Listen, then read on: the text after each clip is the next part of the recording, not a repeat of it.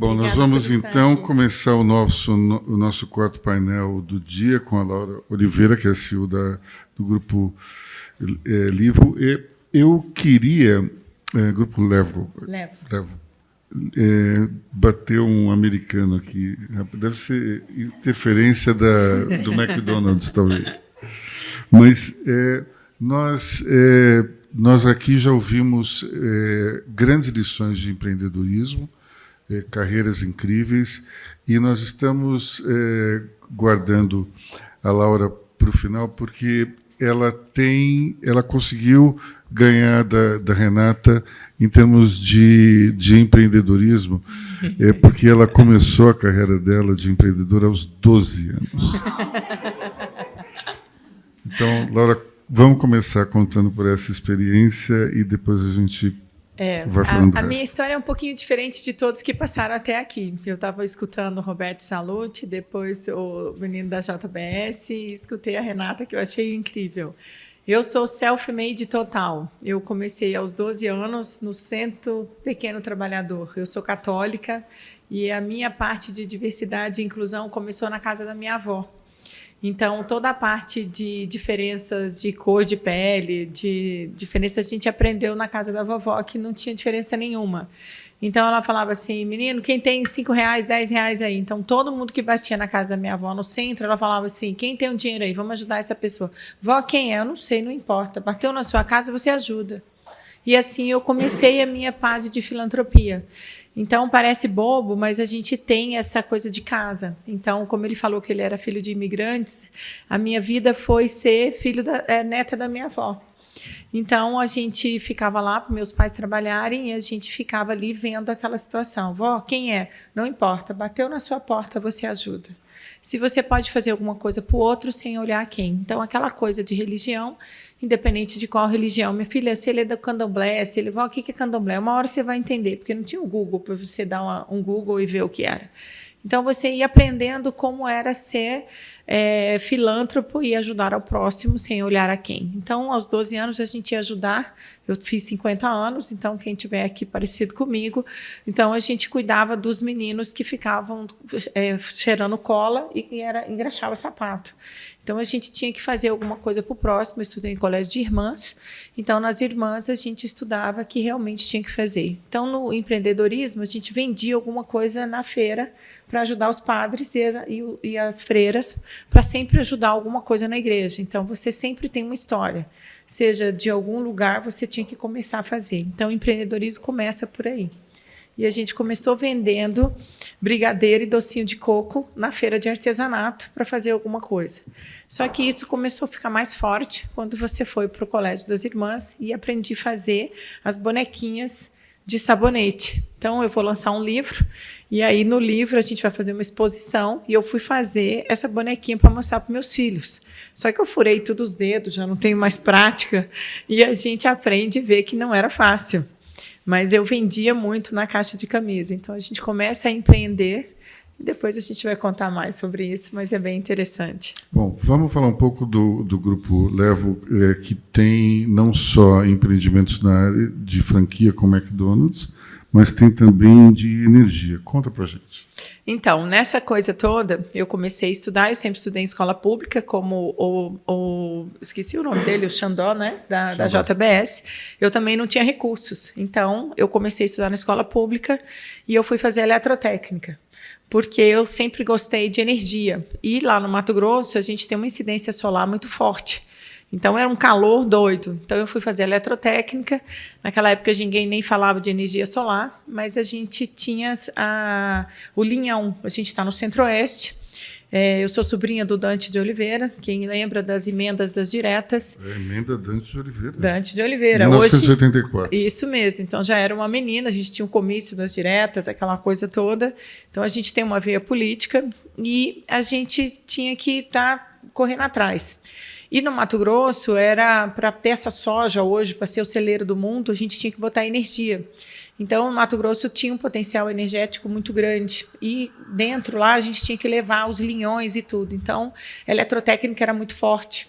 Então, a gente tinha a escola técnica que tinha eletrotécnica, edificações, eletrônica e secretariado. Eu nunca gostei de secretariado, eu fui para eletrotécnica.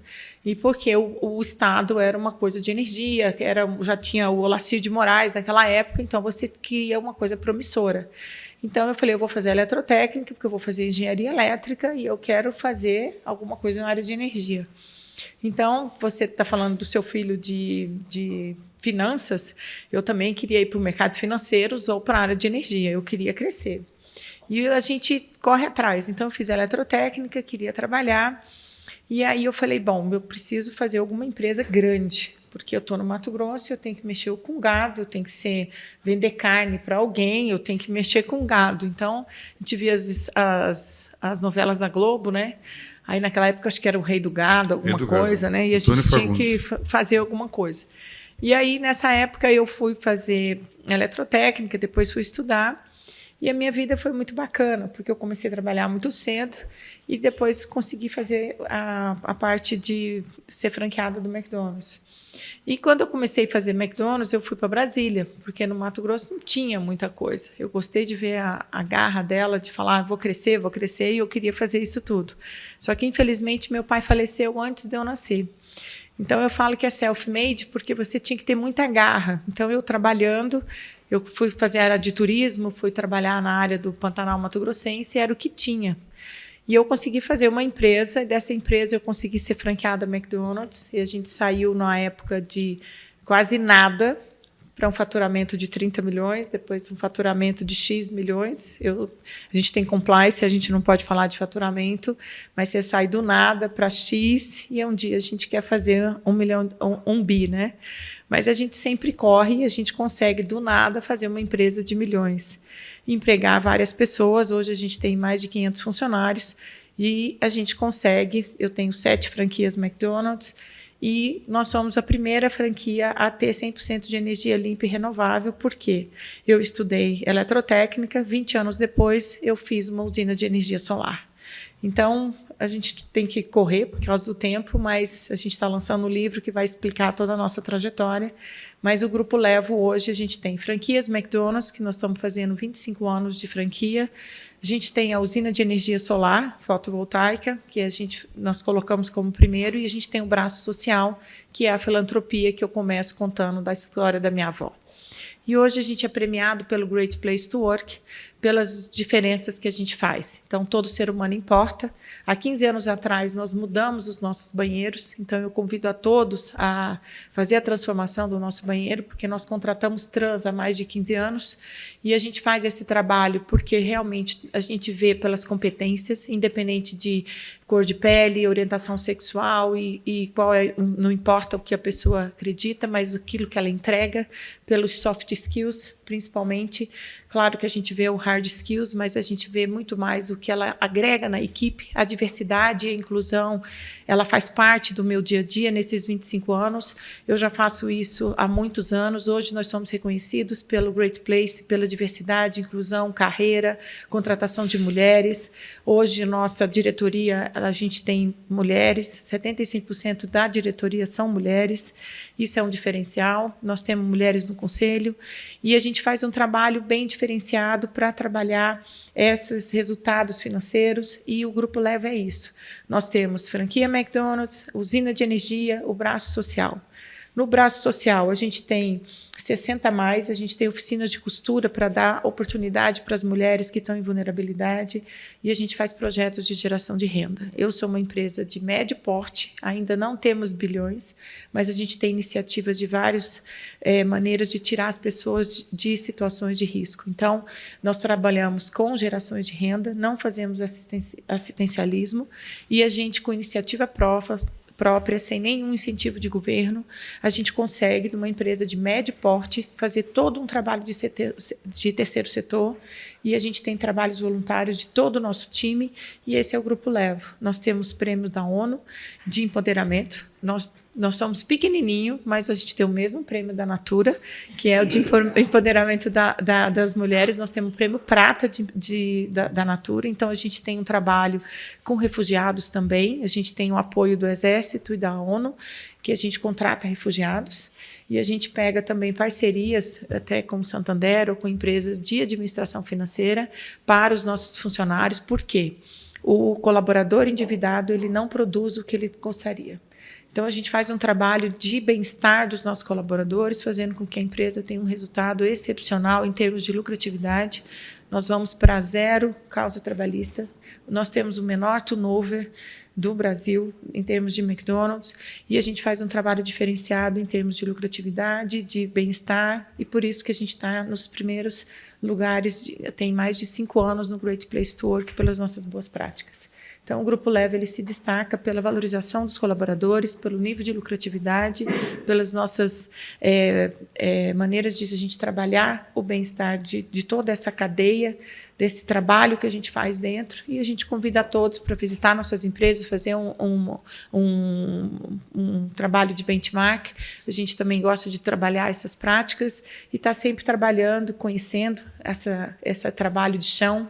Eu sou muito de chão também. Eu venho de uma família de classe média, a gente faz um trabalho muito bacana e a gente vem se destacando aí no mundo dos negócios pelo trabalho que a gente faz, por ser self-made, por trabalhar. Eu estou na frente e meus filhos de 9 e 11 anos, eu sou mãe depois dos 40, e eles estão sempre junto comigo. E o nome Levo é o meu legado.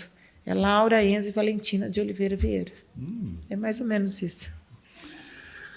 Conta para a gente a tua experiência na Universidade do Hambúrguer, quando você fez a tua primeira viagem internacional. Então, eu fui para Chicago, lá na headquarter da McDonald's, ainda era em Oak Brook, agora que mudou há 2 anos atrás para Chicago.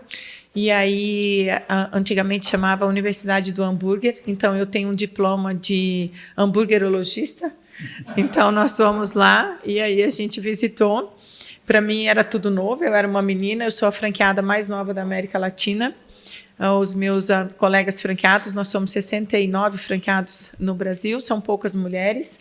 Agora, infelizmente, os homens morrem primeiro, eu tenho algumas outras franqueadas porque já ficaram viúvas, e agora as filhas estão assumindo, mas eram só 4 ou 5, agora tem mais mulheres porque os maridos, infelizmente, é uma pena, mas alguns vieram a falecer. Recentemente, a gente teve um franqueado muito gente boa que faleceu, e a filha dele assumiu, e eu falo que a minha vingança é ótima, porque a segunda geração, a maioria são mulheres, porque os homens são meio difíceis, né? E aí as mulheres agora vão dominar o mundo, eu falo, né? É isso aí. E aí a faculdade do hambúrguer foi muito interessante, porque nós fomos a Chicago e aí aprendemos tudo. A gente faz o hambúrguerologista, imagina. Então, a gente vai para a chapa, a gente conhece todos os processos, a gente faz toda a parte de qualidade, serviço e limpeza. Então, a gente vai para frente do balcão e a gente fala que é o olho do dono que engorda a boiada. No McDonald's, a gente fala que é a barriga do dono que melhora as excelências profissional. Então, o olho do dono engorda a boiada, e no McDonald's, a barriga do dono é que faz o negócio andar. Então, a gente é muito operacional, a gente acredita muito nessa situação que toda a parte de marketing, de excelência operacional, toda essa parte de que você está dentro do negócio, de você olhar, por mais que tenha estratégias, marketing, finanças, toda a parte de envolvimento do negócio, treinamento, você tem que estar ali prestando atenção, mesmo que a parte de compliance, de estratégias financeiras e contabilidade tributária e toda a parte é importante também. Então, a faculdade do hambúrguer foi uma experiência excepcional, até porque você consegue ver toda a parte dos Estados Unidos, toda a parte americana e toda a parte da marca, do brand, do marketing, e você sente o que é o compromisso. Quando você assina um contrato de franqueado McDonald's, você é o guardião da marca. Daí você vê o que significa você ser o guardião dos arcos dourados. E é algo apaixonante. Eu estou há 26 anos e faria tudo de novo. Você tem 7 franquias. 7. No começo, quando você tinha apenas uma franquia, aquela loja devia ser, aquele restaurante devia ser tipo filho único, né? Como é que foi depois ter que se dividir por mais de um filho? Como é que foi isso? Olha, em 2 anos eu tinha 3 restaurantes. Aos 24 anos eu era muito feliz. O bom é que eu tinha um marido na época. Hoje eu não tenho marido mais não, mas já tive 3. Mas eu cuidava muito bem. Então, naquela época era muito maravilhoso, porque aos 24 anos eu era uma garota e aquilo era tudo para mim. O nível de comprometimento era maravilhoso e que também agora é. Agora a gente tem um pouco mais de maturidade, tem mais vivência, você faz as coisas com mais propriedade, mas era muito fantástico. Por quê?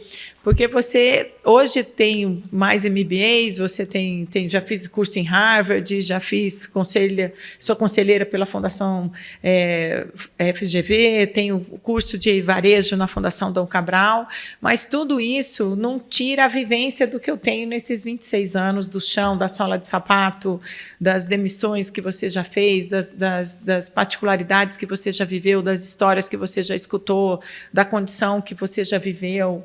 Então, dos planos de governo, de condições de alta taxa de dólar, dos altos juros, dos vários presidentes que você passou. Então, durante 26 anos, o que você já viveu dentro de uma loja McDonald's, tanto na primeira como nesses últimos anos, você só vai adquirindo aprendizado, experiência, vai criando uma situação que é tudo maravilhoso. Eu acho que tem dificuldades, tem fracassos, tem medos, tem várias circunstâncias. E o empresário ele é muito só. Acho que todo mundo aqui que seja executivo ou seja empresário, você tem dificuldades, você tem solitudes, vamos dizer, mas ao mesmo tempo você tem engajamento, você tem força, você tem amigos, você tem base e você tem emocional. Quando você fala de soft skills, é bem isso que eu acho que até o Roberto Sallouti colocou. Por onde eu vou? Vamos sentar, vamos organizar. Igual a pandemia. A pandemia, a gente saiu 1h da manhã do escritório e falou, peraí, o que nós temos que fazer? Vamos ler. A gente tem loja em Goiás, a gente tem loja no Distrito Federal, nós temos que ter métodos ágeis, nós temos que ter expertise, nós temos que ter experiência. E aquilo que a gente não sabe, vamos perguntar para quem sabe. A gente tem amigos, tem um network, tem governo, tem tudo. Vamos perguntar o que a gente tem que fazer. Nós temos a força da marca. Vamos decidir, vamos tomar a melhor decisão. Aquilo que a gente não sabe, vamos perguntar para quem sabe e vamos resolver. E a gente tirou de letra. Você foi, dos 4 aqui que falaram, a única pessoa que mencionou demissões. Como é que isso te marcou, desde a primeira até a última? O que você aprendeu dessa situação? Eu acho que demissões são necessárias. Mesmo aquele cara que faz tudo muito direitinho. Tem hora que tem um fechamento de um ciclo. A demissões ela tem que ser necessária, porque tem pessoas que ela pode dar tudo para você, mas chega uma hora que ela não consegue dar mais além daquilo que você precisa.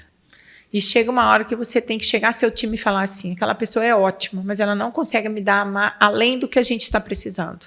Então, ela tem um prazo. E aí a gente tem que chegar e falar assim, vamos dar 6 meses, nós temos que preparar e tem que fazer a demissão dessa pessoa. E lá na empresa, a gente tem um trabalho de outplaced.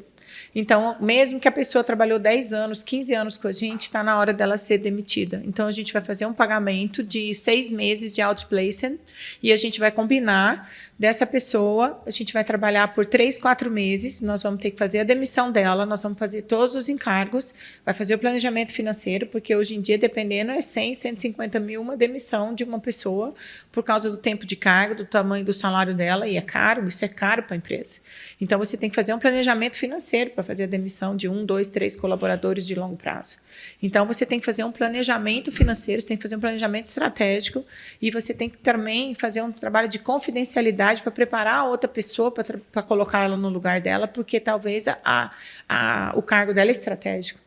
Então, você tem que fazer um trabalho de confiança, de compliance dentro da empresa com o seu time, e aí você faz todo o trabalho e faz o pagamento de 6 meses para colocar essa pessoa que tanto deu por você pela empresa. Então, você tem que ter dignidade, você tem que ter um compromisso, você tem que ter um respeito por essa pessoa, e aí você faz a entrega. Então, geralmente, eu chamo a família, eu faço uma placa, eu converso, eu explico para ela e eu faço uma demissão super bacana e essa pessoa é grata para você a vida inteira. Inclusive, lá na Levo, tem até um grupo, outro dia, que eu vi no Facebook, que são ex-funcionários da Levo, porque eles adoram a empresa e eles lá é apaixonado. Então, quando me conta no shopping, dona Laura, outro dia eu fui lá, tem o motoboy, tem o garçom, dona Laura, você viu o melhor drink para a senhora no restaurante, eu fui funcionário da senhora por 4, 5 anos. Então, eles são apaixonados pela empresa, porque é a forma que você comunica. Então, tem que ter comunicação produtiva, tem que ser proativa, tem que fazer tudo. Então, a demissão ela é necessária, mas é a forma que você comunica, é a forma que você faz o processo. Então, processos na empresa são importantes. E até a própria pessoa, às vezes, ela quer dar mais, mas ela não tem o que dar. Então, se você não faz a demissão no horário certo, você vai perder aquela pessoa. Então, eu acredito que demissão ela tem que ser muito bem estruturada, organizada, e tem ciclos que precisam ser encerrados. Até para você preservar aquele bom funcionário, aquele bom colaborador que fez tanto para a empresa e ajudou você a construir a sua marca. Você começou falando da tua religião católica e também de como foi importante a influência da sua avó na questão da filantropia. Sim. Como é que você consegue compatibilizar a sua atividade profissional com a de voluntariado e se esse voluntariado também, de alguma maneira, tem que ser praticado pelos seus funcionários? É duas palavrinhas fantásticas: disciplina e comprometimento. Eu acho que lá na empresa tem o dia da engrenagem. Aí você fala, o que é isso? A engrenagem, nenhum carro funciona sem engrenagem. Todo motor precisa, até o motor da relação de marido e mulher, de mãe e filha, de filho e mãe, porque principalmente a mulher nós temos vários papéis, e o homem também. Às vezes ele acha que a gente quer um presente, a gente só quer 5 minutos da atenção dele, porque com o celular hoje é uma situação muito complicada. Você sai para jantar, ele está no celular. Você só quer 5 minutos da atenção dele. Aí, às vezes, ele te enche de presente, você só quer um abraço. Então, você tem um problema super sério.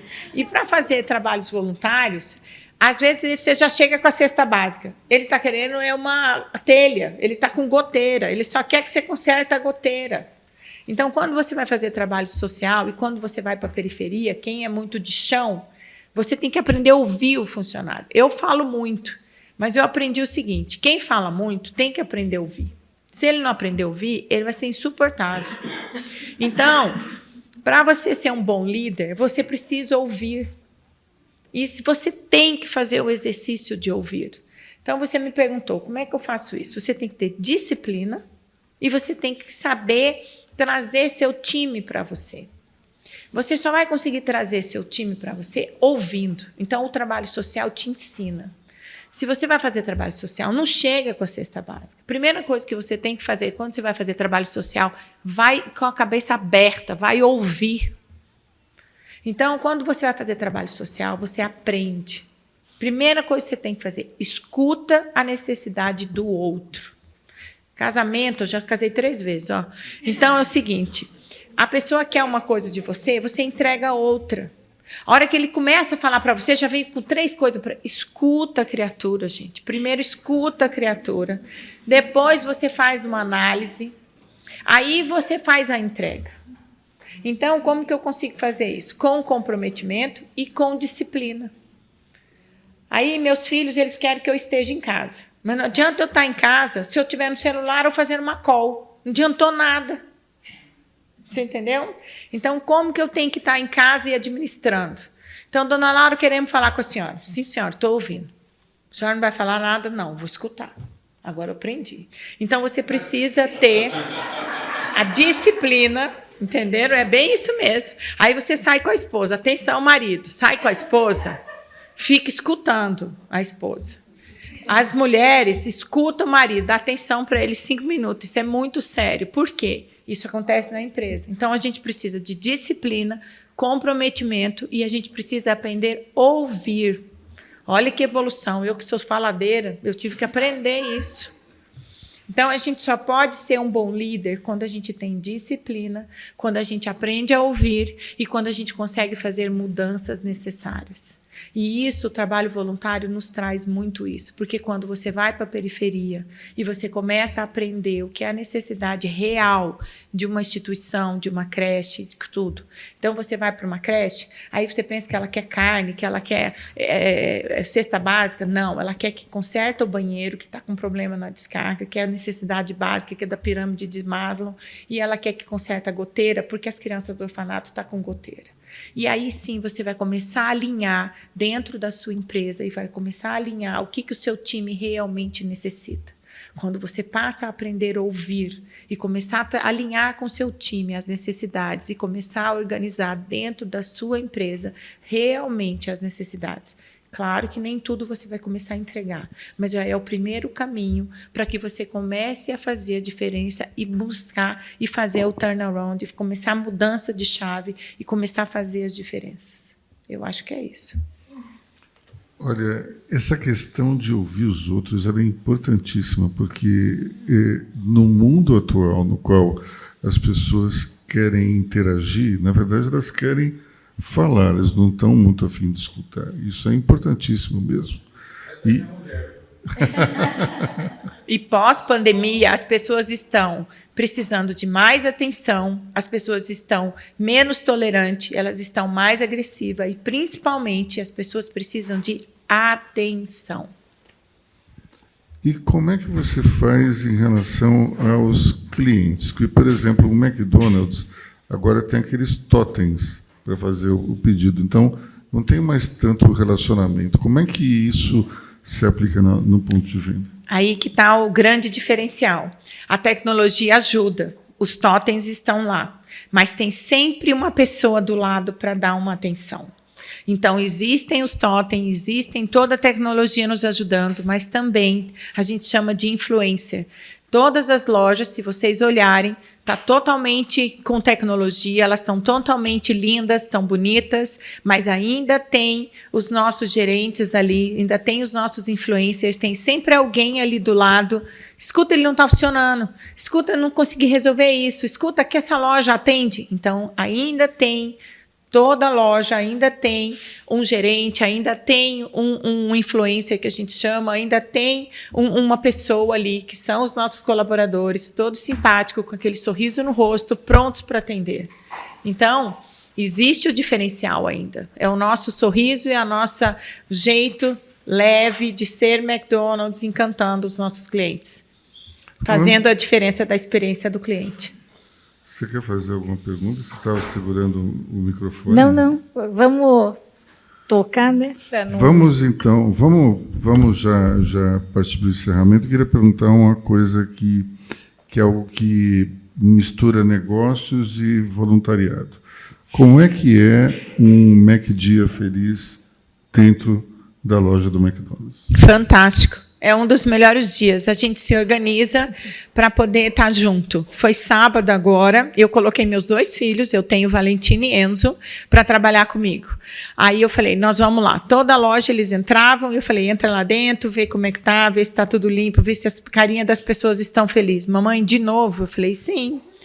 Vocês têm que entrar lá, isso é princípio judeu.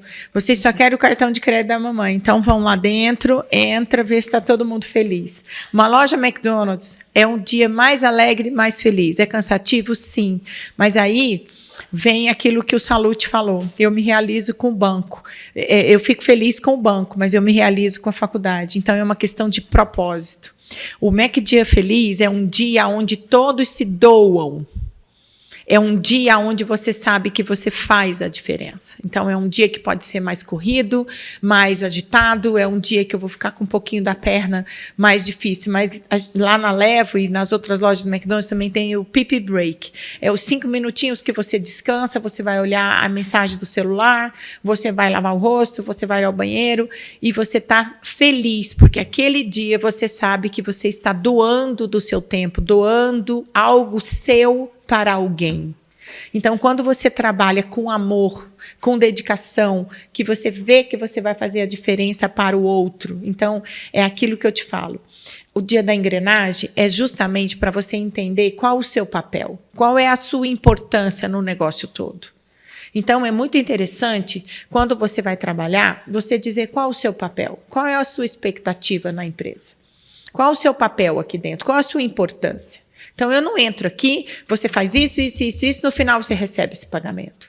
Eu costumo dizer que na Levo é uma empresa de propósito. Então, quando você tem um propósito, você vai fazer a diferença por onde você passar. Um colaborador da Leva, ele vai fazer a diferença na igreja, na casa que ele trabalhar, na comunidade onde ele for, na outra empresa que ele for trabalhar, porque ele tem propósito, ele tem princípios. Então, ele vai ter veia empreendedora, ele vai fazer diferença, a opinião dele importa. Então, é como você trata.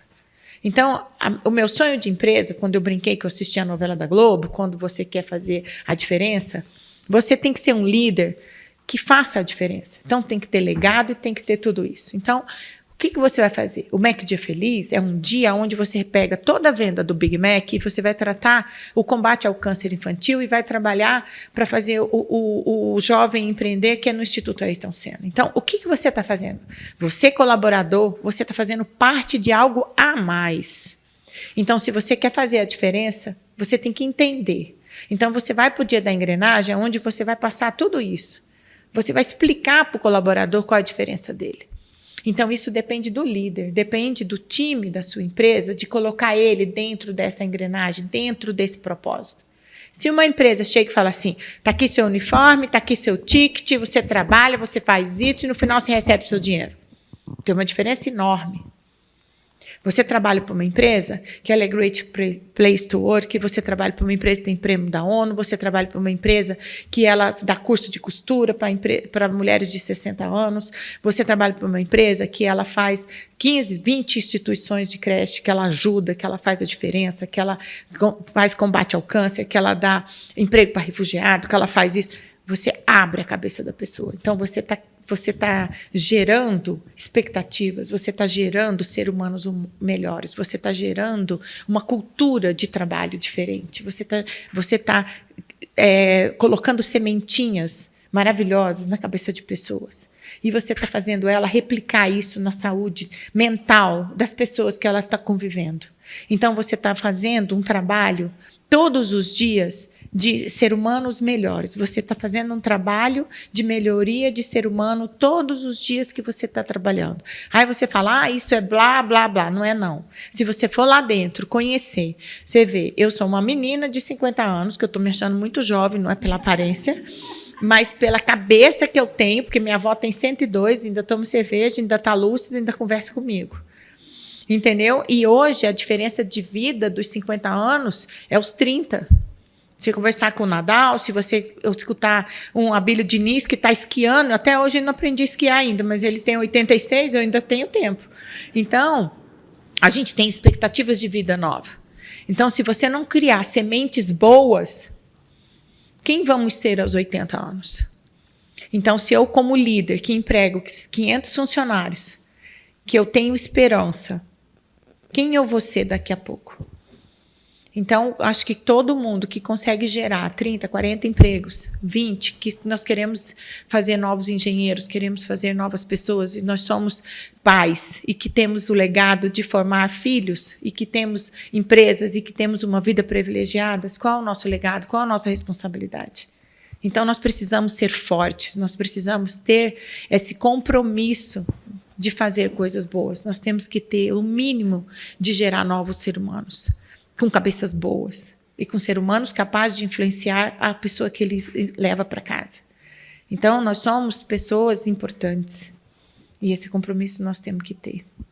Eu estou tentando fazer minha parte. Se der certo, tomara que dê. Bom, a gente começou essa manhã justamente falando em inspiração, em utilizar exemplos que pudessem nos inspirar. E acho que essa fala da Laura ela é absolutamente devastadora no sentido de nos inspirar a ser os seres humanos melhores e líderes muito mais inspiradores. Então, com esse depoimento, a gente encerra nossa manhã da série Grandes Líderes e eu agradeço muito a audiência de todos e também a presença de vocês. Uma salva de palmas para